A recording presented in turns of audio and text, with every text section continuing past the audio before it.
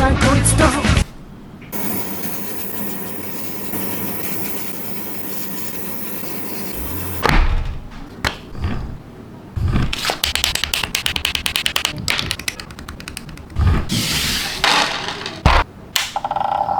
旅に出る鍛えた技で勝ちまくり仲間を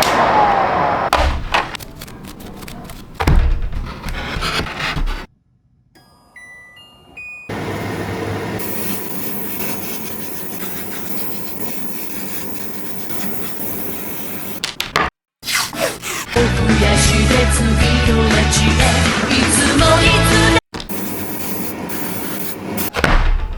でもうまくいくなんて保証はどこにもないけどいつでもいつも本気で生きてるこいつ価値がいる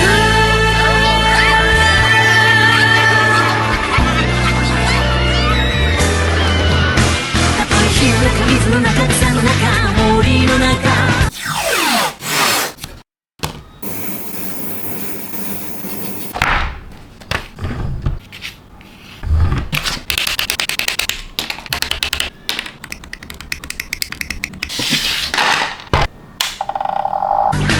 土の中雲の中このスカートの中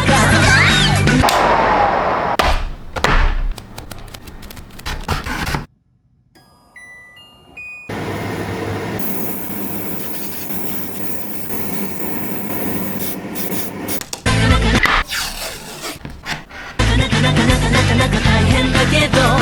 必ずゲットだぜ僕もゲットだぜイエイエイエイエイ戦い疲れておやすみぐらい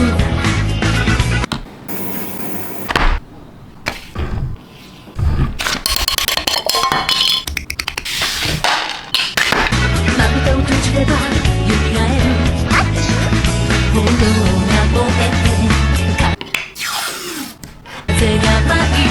泣き声とどろく